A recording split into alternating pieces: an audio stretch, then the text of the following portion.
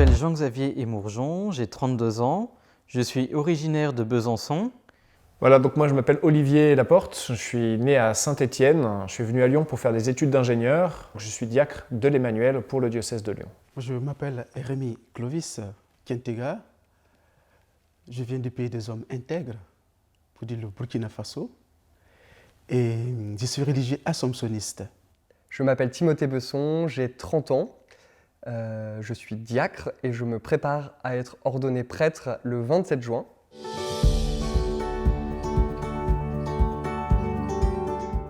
Il y a quelques mois, j'aurais répondu célébrer les sacrements, l'Eucharistie, la confession. Avec le temps du confinement, on a été coupé de nos paroissiens. Je me suis dit que la place du prêtre était bien évidemment présente dedans, qu'il y avait également quelque chose d'autre. C'est être présent. On a essayé autant que possible d'être présent auprès de nos paroissiens et nous avons vraiment cheminé avec le peuple de Dieu qui nous était confié. Donc, on a une mission de guider le peuple de Dieu, c'est la mission du prêtre, mais il est également guidé par le peuple lui-même. Donc c'est avancer avec les paroissiens qui nous sont confiés vers le royaume de Dieu.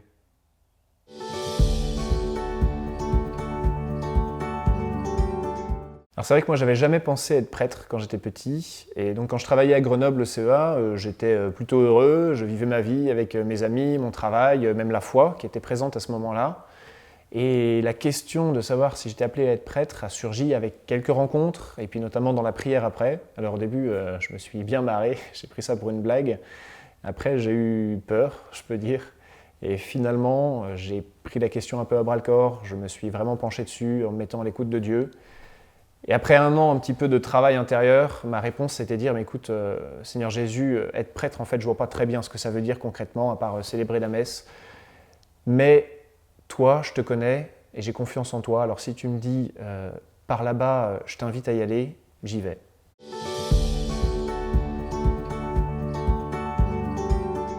Je me rappelle très bien quand j'étais petit enfant, je priais tout seul le soir dans ma chambre et je terminais toujours ma prière par cette prière un peu particulière où je disais au Seigneur, en fait, je sais que faire ta volonté dans ma vie, ça va me rendre heureux. Et j'ai peur de ne pas arriver à le faire. Alors Seigneur, je te donne ma liberté et permets-moi de faire ta volonté, comme ça je serai heureux. Ça, c'était une prière que je faisais quand j'étais tout petit. Enfin, tout petit, je devais avoir 8 ans, 8-10 ans. Et en fait, quand j'ai eu 11 ans, il y a eu un petit changement. Mon grand frère, Jérôme, m'a annoncé qu'il rentrait et qu'il devenait moine chez les petits frères de Bethléem. Et à partir de ce moment-là, en fait, j'ai eu vraiment peur de l'appel. Je me suis rendu compte que cet appel, il pouvait être très concret. Et donc, c'est à ce moment-là que j'ai dit au Seigneur, écoute, t'occupe pas trop de moi. Mais en fait, j'ai eu besoin de passer par là pour comprendre que c'était avec ma liberté que le Seigneur m'appelait. Qu'il fallait que je le choisisse, en fait. Que lui me choisissait et que moi, en retour, je devais choisir ma vocation. Donc voilà, ça s'est fait après, ça s'est décanté. Mais jusqu'à mes 20 ans, vraiment, j'avais dit au Seigneur, pas de... Oublie-moi. Voilà. Et c'est à 20 ans où il s'est rappelé à moi, pendant ce pèlerinage.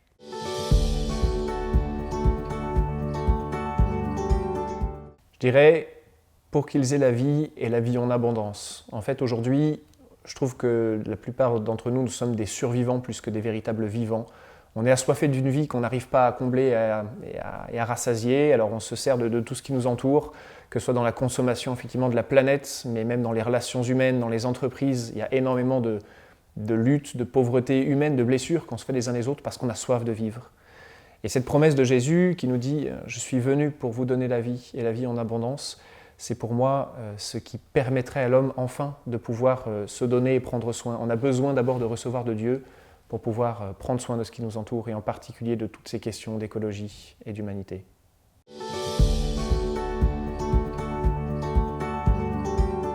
Être le seul, ça sera osé ou prétentieux de ma part.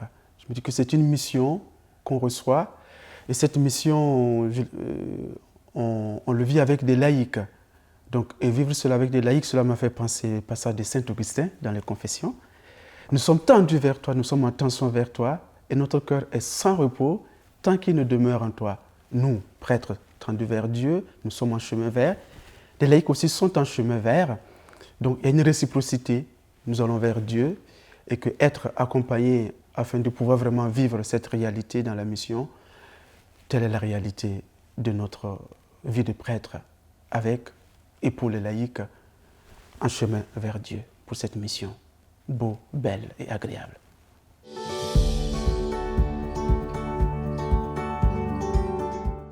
Alors dans 20 ou 50 ans, je m'imagine au service du Seigneur et de mes frères. Fidèle à mon sacerdoce. Je me verrais bien dans le séminaire, comme les vieux pères que j'ai eus tout au long de ma formation, qui étaient là pour nous accompagner, nous aider à désamorcer des bombes quand notre formation on fatiguait ou qui étaient toujours joyeux. Je suis un homme de mission. Voilà. J'étais au Burkina, ensuite Togo et je suis en France, à Lyon. Dans 20 ou 50 ans, peut-être que je serai dans un autre continent.